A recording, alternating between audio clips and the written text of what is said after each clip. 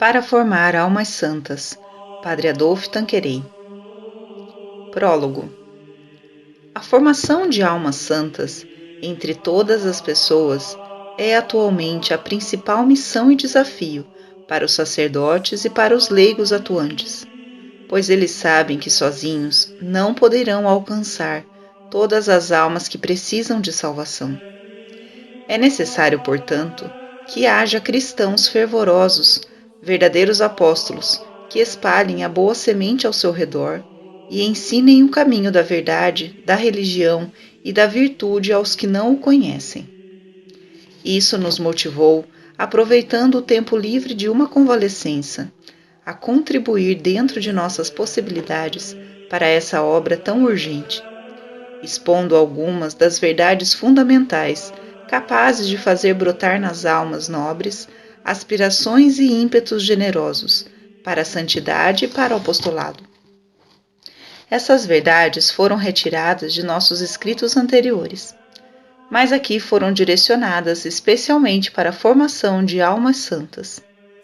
Colocamos humildemente este escrito aos pés da Rainha dos Apóstolos, a quem pedimos de todo o coração que se digne formar ela mesma, na alma daqueles que o lerem, a imagem de Jesus, o único que pode transformá-los em santos e apóstolos. Seminário Maior de Aix-en-Provence, 21 de novembro de 1930, Festa da Apresentação da Santíssima Virgem, Adolphe Tanqueray. Para formar almas santas. Quando nosso Senhor Jesus Cristo veio à Terra para estabelecer o reino de Deus, anunciou o Evangelho às multidões, de modo especial no chamado Sermão da Montanha e no discurso sobre o pão da vida. Mas ele dedicou-se, sobretudo, a formar almas santas, os 12 apóstolos e os 72 discípulos, para que pudessem, ao progredirem na vida cristã, sob a ação do Espírito Santo, continuar a sua obra e trabalhar pela salvação de seus irmãos. Os apóstolos aprenderam bem a lição. Sem dúvida alguma, também pregaram o Evangelho às multidões, como está escrito no início do livro dos Atos dos Apóstolos. Mas procuraram formar, dentro da comunidade cristã, ascetas, virgens, monges e cenobitas, que com seus heróicos exemplos mantiveram um elevado ideal de perfeição. Despertaram a admiração e, às vezes, a conversão de um grande número de pagãos. Esse mesmo modo de agir deve ser seguido, especialmente em nossos tempos, nos quais, com a redução do número de sacerdotes, é preciso que leigos fervorosos de todas as classes sociais ajudem o clero na evangelização das multidões. Assim, vemos surgir por toda parte patronatos, colônias de férias, grupos de escotismo, equipes sociais e grupos de jovens católicos, que a uma profunda vida interior acrescentam um apostolado fecundo. Para formar esses grupos é necessário, primeiramente, ensinar as verdades cristãs fundamentais, como a nossa incorporação a Cristo, a nossa participação na vida divina, nossa pertença a Maria e o nosso sacerdócio, que são princípios motores que nos chamam e nos estimulam a trabalhar, sem esmurecer por Deus e pelas almas. É preciso tirar delas conclusões práticas e demonstrar que, para corresponder ao infinito amor que Deus nos manifesta, devemos procurar fazer com que Jesus cresça em nós e dá-lo a conhecer aos nossos irmãos. Foi o que buscamos com o livro O Dogma e a Vida Interior, obra que, segundo alguns sacerdotes, foi importante para formar almas santas, também na classe trabalhadora. Muitos nos pediram para publicar folhetos populares, explicando mais detalhadamente algumas daquelas verdades fundamentais, para que pudessem ser compreendidas mais facilmente por pessoas que não estudaram teologia. Esse é o nosso propósito, se Deus nos conceder graça e tempo. Começaremos pela nossa incorporação a Cristo, uma doutrina que foi luz, consolo e ânimo para os primeiros cristãos. Em seguida exporemos a nossa participação na vida divina, fruto da nossa incorporação a Cristo, que nos incentiva a viver conforme os preceitos de Deus. Depois de Deus, devemos essa união com Cristo e essa vida divina à Mãe do Verbo encarnado, e portanto estudaremos as grandezas dessa Mãe e a sua relação conosco.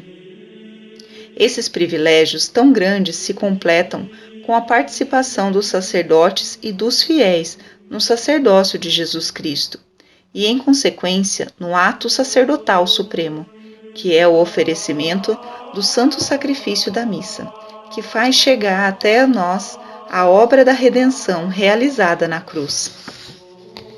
Primeiro, nossa incorporação a Cristo. Começaremos pela nossa incorporação a Cristo, pois esta verdade é o centro da nossa piedade e religião.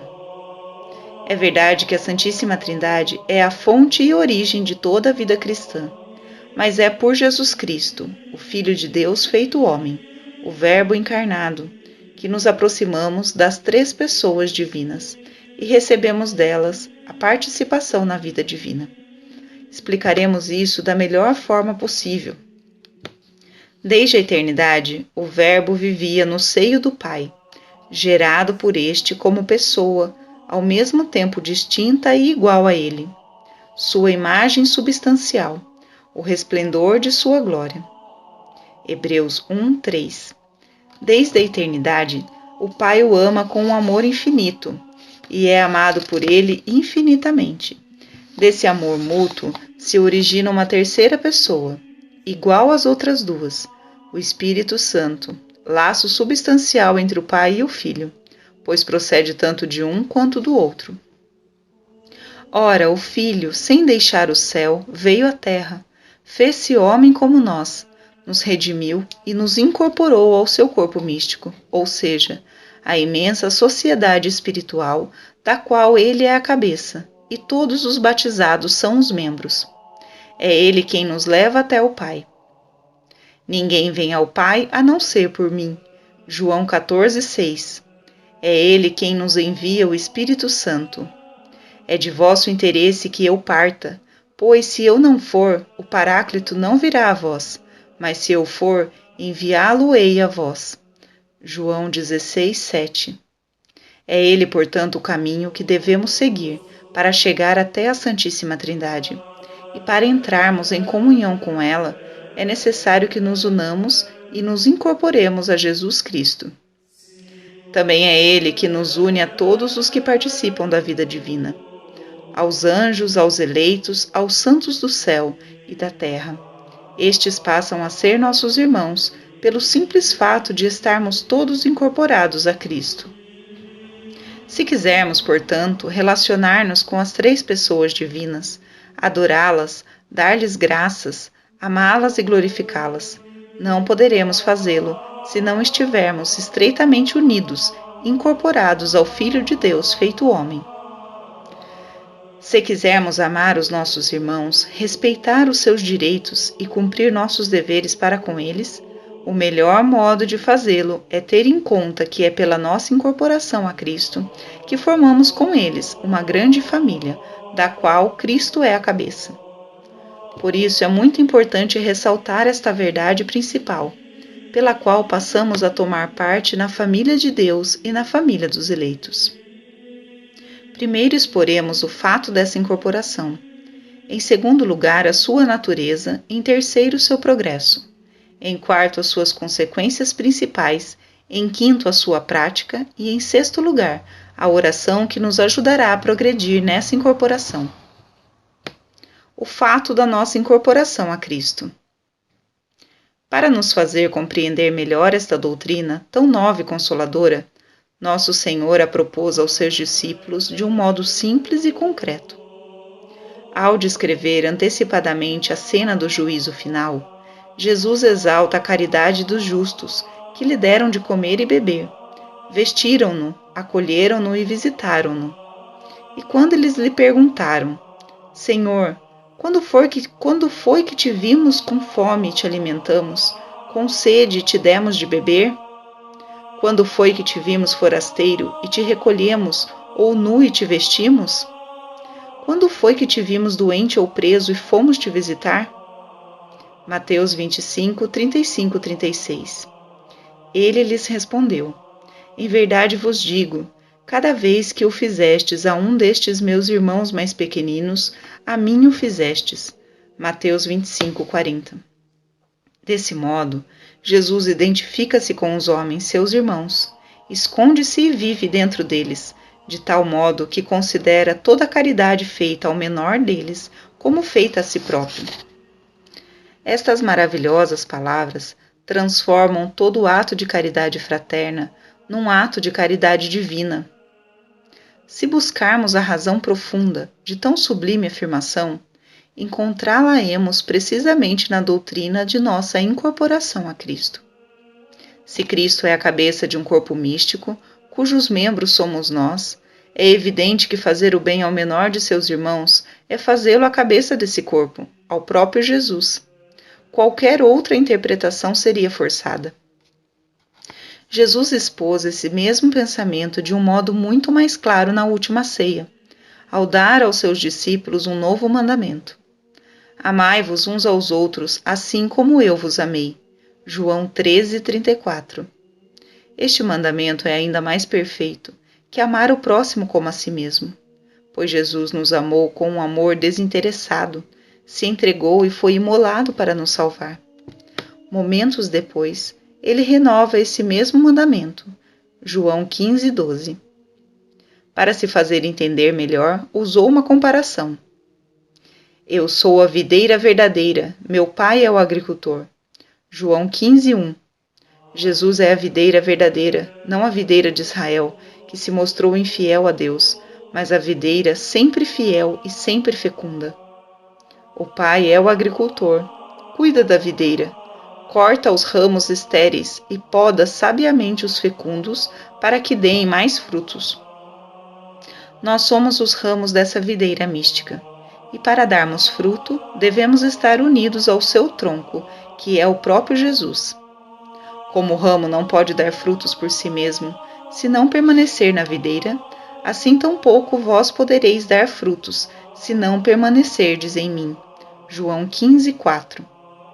Estamos, portanto, unidos a Jesus, isto é, ao Verbo encarnado, ao Homem-Deus, como os ramos ao tronco da videira. A mesma vida que circula em Jesus também circula em nós. Ele que desde a eternidade possuía a plenitude da vida divina, fez-se homem e quis que sua alma humana ficasse cheia de graça, o que nada mais é do que a participação na vida de Deus. E dessa plenitude de graça nós também participamos, se permanecermos unidos em espírito e de coração, àquele que é a nossa cabeça. Tal como os ramos que permanecem unidos ao tronco da videira. É o que nos diz São João no começo de seu Evangelho. E o Verbo se fez carne e habitou entre nós, cheio de graça e de verdade, e de sua plenitude todos nós recebemos, graça por graça. João 1, 14 e 16.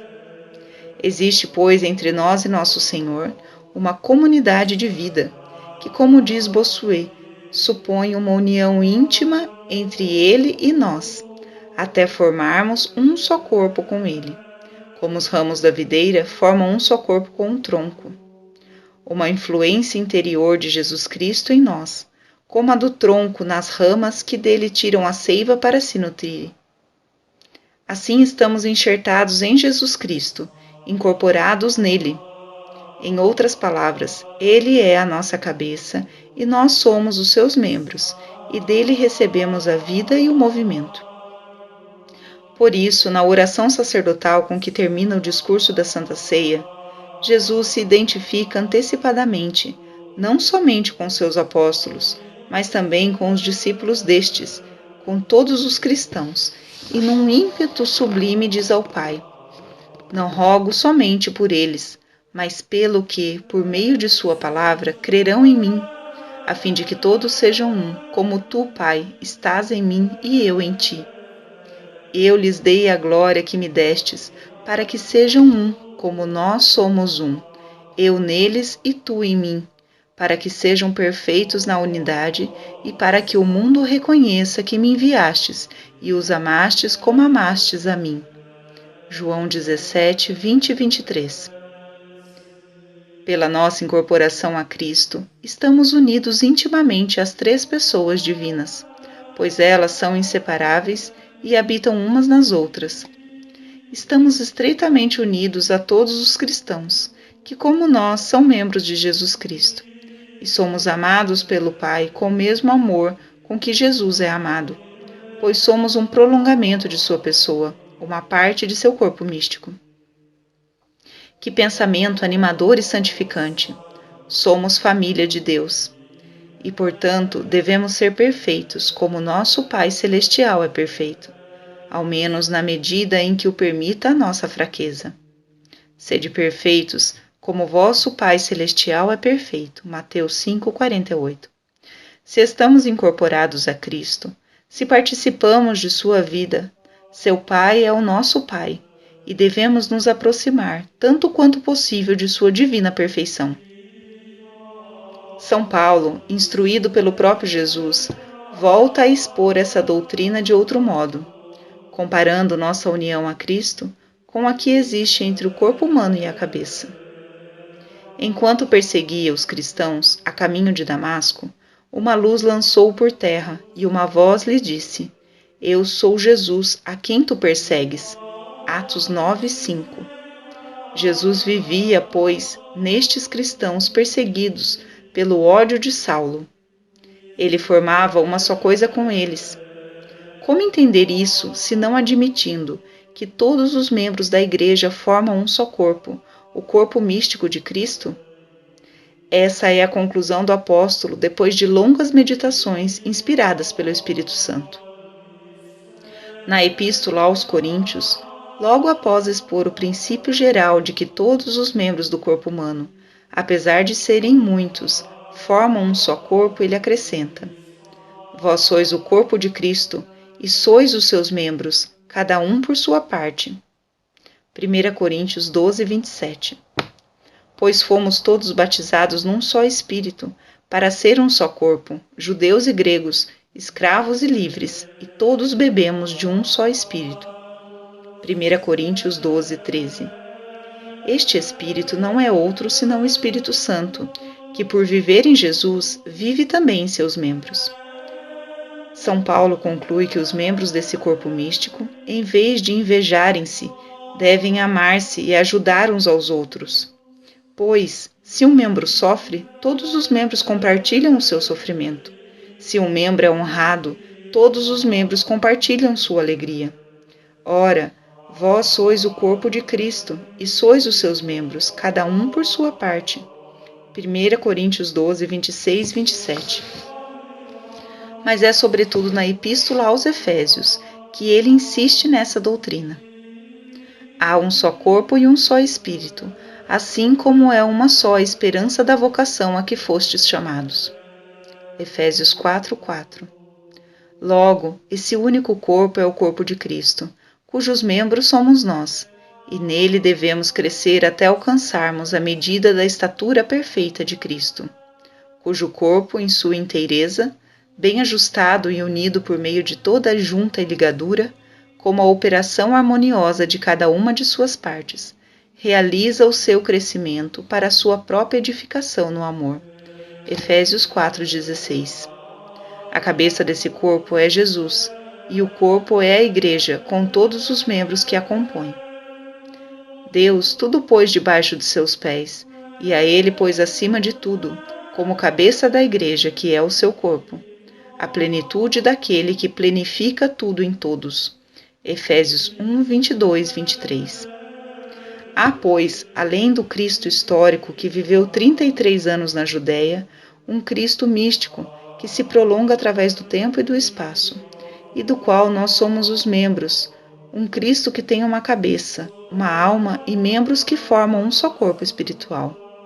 Não são dois Cristos, mas sim dois aspectos de um mesmo Cristo, já que Jesus, o Cristo histórico, é a cabeça do corpo místico. Entenderemos isso melhor ao considerarmos a natureza da incorporação a Cristo. A natureza desta incorporação. Todo corpo possui uma cabeça, uma alma e membros.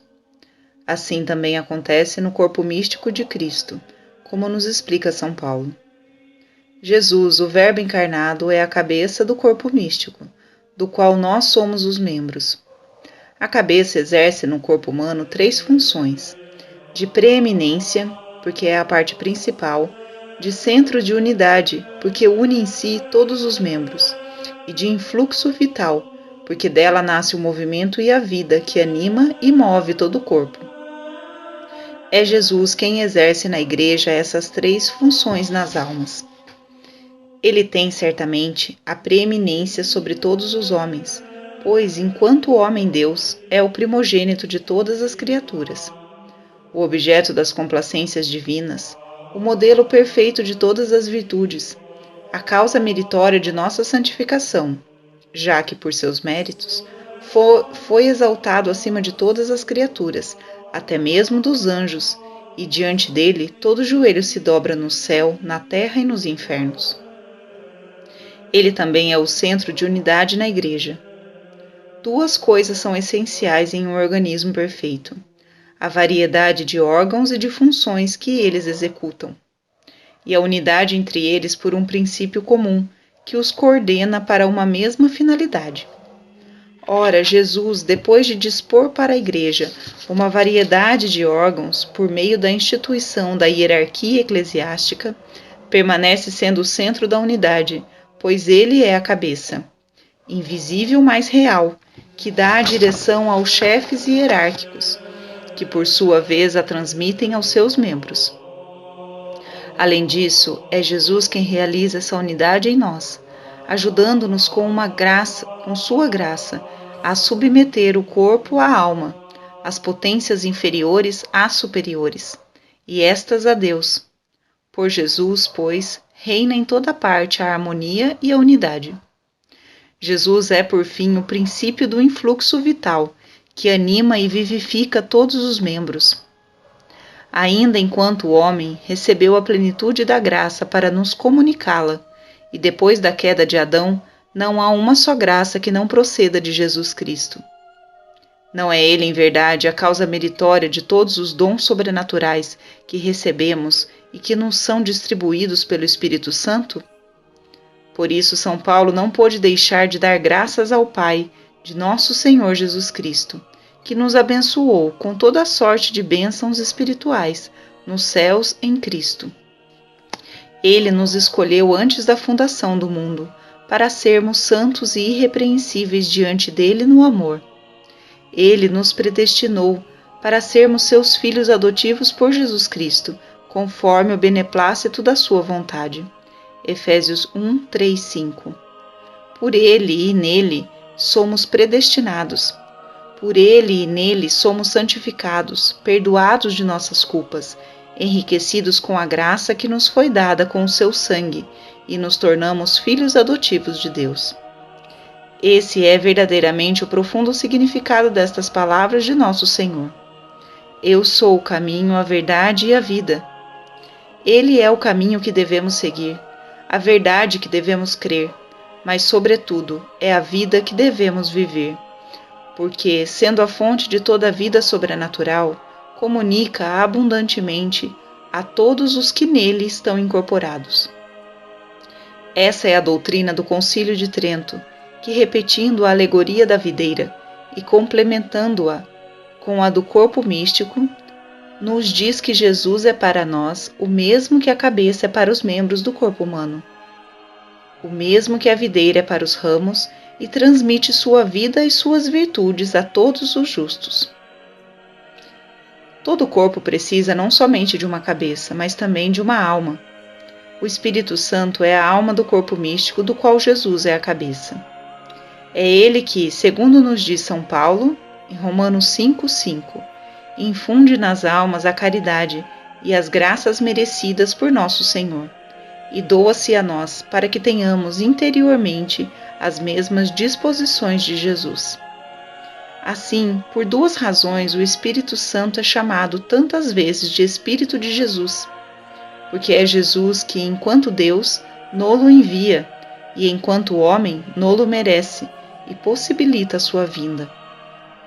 Mas, além disso, o Divino Espírito que habita na alma humana de Jesus também habita na nossa alma e produz nela disposições semelhantes às do divino modelo. Por essa razão, Santo Agostinho está correto ao dizer que o Espírito Santo é para o corpo da Igreja o que a alma é para o corpo humano. E Leão XIII canoniza, por assim dizer, essa mesma doutrina ao afirmar que, se Cristo é a cabeça da Igreja, o Espírito Santo é a sua alma. Essas duas funções, a de Cristo e a do Espírito Santo, longe de se contraporem, complementam-se. Somente Jesus, por ser homem, pode ser a cabeça de um corpo místico composto de homens, pois a cabeça e os membros devem ser da mesma natureza. Mas, como homem, não pode conferir a seus membros a graça necessária à vida, porque essa graça, por ser uma participação na própria vida de Deus, não pode ser dada senão diretamente por Deus. O Espírito Santo, que procede do Pai e do Filho pela via do amor, cumpre esse papel. Mas, como faz em virtude dos méritos e da toda poderosa intercessão de Jesus, pode-se dizer com toda certeza que o influxo vital nasce de Jesus para chegar aos seus membros.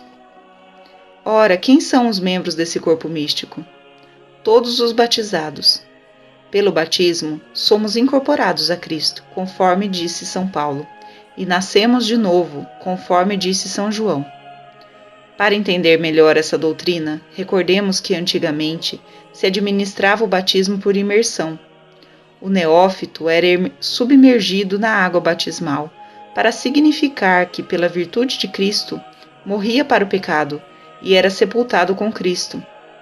Imediatamente saía da água para indicar que ressuscitava com Cristo dos mortos, para uma vida nova, a mesma vida de Jesus Cristo, a quem acabava de ser incorporado. Não sabeis que todos os que fomos batizados em Cristo Jesus, é na sua morte que fomos batizados? Portanto, pelo batismo, nós fomos sepultados com ele na morte, para que, assim como Cristo foi ressuscitado dentre os mortos para a glória do Pai, assim também nós vivamos vida nova. Romanos 6, 3, 4. Pelo batismo, pois, morremos para o pecado e nascemos de novo. Adquirimos uma vida nova, a mesma vida de Jesus Cristo. Pois todos vós que fostes batizados em Cristo, vos vestistes de Cristo. Gálatas 3, 27. Mas revestir-se de Cristo é participar de sua vida, de seus sentimentos íntimos, de suas virtudes. Tende em vós o mesmo sentimento de Cristo Jesus. Filipenses 2, 5. Entre outras palavras, é ser um membro vivo de Cristo, estar incorporado a Ele, como autenticamente declara o decreto para os armênios, Peripsium, Batismo in membra Christi, ad de corpore efficimo ecclesi. Pelo batismo, somos membros de Cristo e corpo da Igreja. Gálatas 3, 27. Daí se segue que todos os batizados são membros de Cristo, mas em diferentes graus. Os eleitos estão unidos a Ele no céu pela visão beatífica e pelo amor que dele brota. Os justos, pela graça habitual ou santificante. Os pecadores, que perderam o estado de graça, pela fé e pela esperança, que conservam dentro de si, apesar da infelicidade de terem cometido o pecado mortal. Quanto aos infiéis, não batizados, enquanto estiverem nessa condição, não são membros do corpo místico de Cristo, mas serão chamados a sê-lo enquanto viverem na terra, e se não resistirem à graça, tornar-se-ão membros de Cristo. Somente os condenados estão excluídos para sempre de tão grande privilégio, porque não quiseram voltar-se para Deus antes de morrer, apesar de todas as inspirações da graça. Estes estão irremediavelmente separados de Cristo Salvador. Se alguém não permanece em mim, é lançado fora, como ramo e seca. Tais ramos são recolhidos, lançados ao fogo e se queimam. João 15, 6. O crescimento de nossa incorporação a Cristo. Como já dissemos anteriormente, nossa incorporação a Cristo começa pelo batismo. Por ele somos lavados, purificados da mancha original, regenerados, enxertados e firmados em Jesus Cristo. E assim recebemos a participação na vida divina, a graça habitual, que deverá crescer em nós até o fim da nossa vida terrena, pois a lei do progresso rege a vida sobrenatural da mesma forma que a vida natural.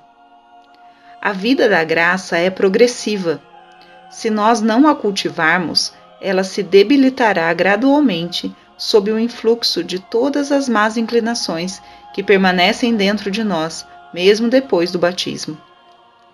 Deus quis, em verdade, que juntamente com a graça permanecesse em nós a tripla concupiscência: o amor desordenado aos prazeres dos sentidos, aos bens mundanos e à nossa própria excelência.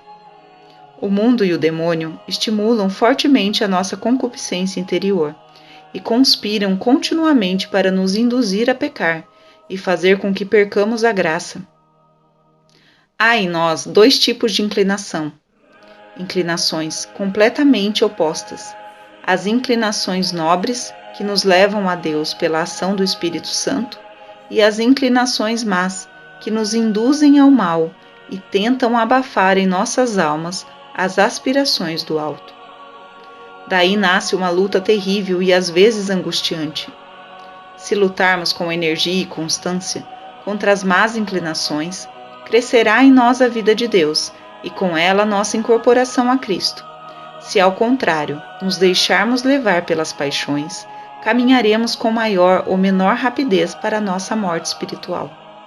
São Paulo nos diz com muita clareza: se viverdes segundo a carne, morrereis, mas se pelo Espírito fizerdes morrer as obras do corpo, vivereis. Romanos 8,13. Por essa razão, o apóstolo conclui que os que são de Cristo Jesus crucificaram a carne com suas paixões e seus desejos. Gálatas 5:24. Crucificar a carne, conforme nos disse Mr. Ollier, é atá-la, apertá-la, afogar interiormente todos os desejos impuros e desordenados que sentimos na carne. Há, portanto, uma luta incessante dentro de nós, mais ou menos intensa, entre o Espírito de Jesus que recebemos no batismo e o espírito mau que permanece em nós como uma triste herança do nosso primeiro pai. E nesse sentido, São Paulo nos diz que, para sermos cristãos, é preciso nos despojarmos do homem velho, as nossas más inclinações, para nos revestirmos do homem novo, as nobres inclinações que recebemos no batismo. Gálatas 3, 9 e 10. Desta maneira, a vida da graça cresce em nós e com ela nossa incorporação a Cristo. Esse crescimento espiritual é obtido por meio da recepção dos sacramentos e por nossas boas obras. Primeiro, os sacramentos, instituídos por nosso Senhor Jesus Cristo, produzem em nós, pela virtude própria de cada um deles, e desde que de nossa parte não ponhamos obstáculo, a graça santificante e a nossa incorporação a Cristo. Assim, a confirmação acrescenta aos privilégios do batismo uma graça especial de força e virilidade para confessar valentemente a fé contra todos os inimigos e, sobretudo, contra o respeito humano, que faz com que muitos cristãos deixem de cumprir seus deveres religiosos.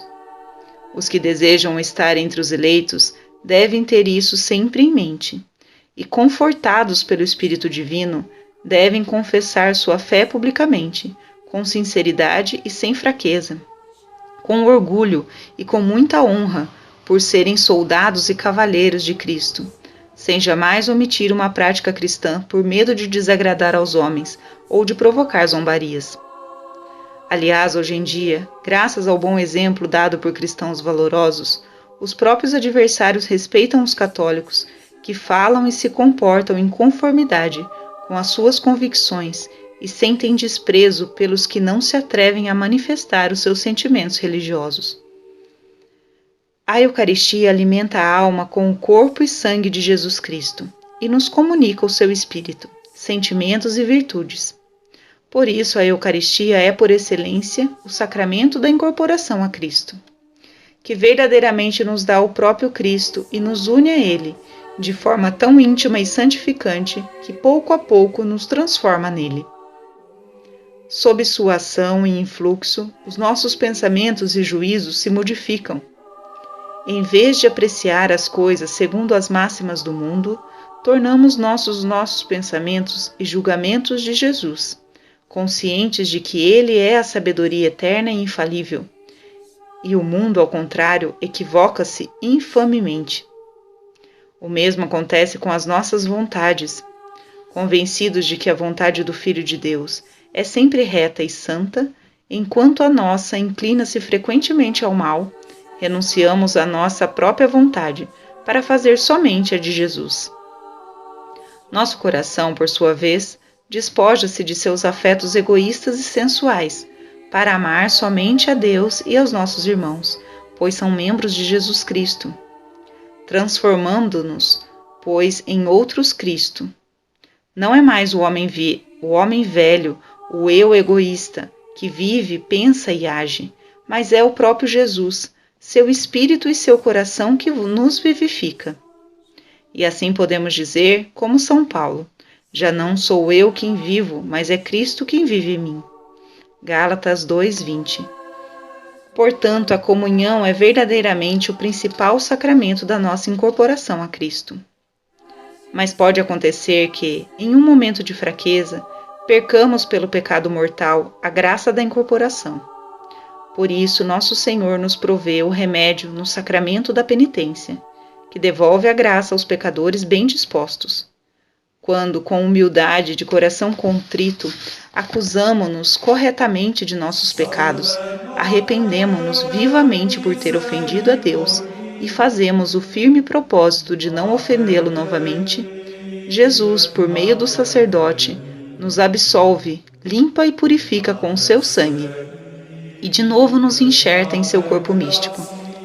Nunca seremos capazes de lhe dar graças suficientes por tão infinita bondade para conosco. Chega um momento em que a morte bate à nossa porta e nos chama para prestar contas ao soberano juiz. Até mesmo os santos temeram esse momento derradeiro em que os nossos pecados passados se apresentam diante de nós. O sofrimento e a angústia trazem perturbações à alma e o demônio redobra seus ataques.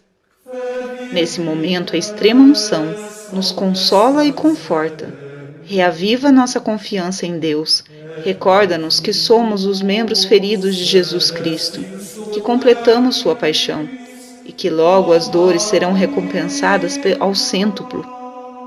Isso suaviza nosso sofrimento e o transforma em ato satisfatório, limpa os últimos resquícios do pecado, nos fortalece contra os últimos ataques do inimigo e nos une mais estreitamente com Jesus, que nos julgará com toda a sua misericórdia.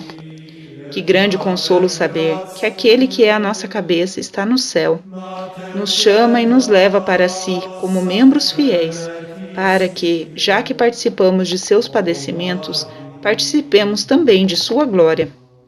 Romanos 8:17. Mas entre os cristãos, alguns são chamados à nobre missão de representar Jesus Cristo na terra, anunciar o Evangelho, consagrar a Eucaristia, oferecer o santo sacrifício e administrar os sacramentos. Em uma palavra, são chamados a santificar seus irmãos através de seu ministério.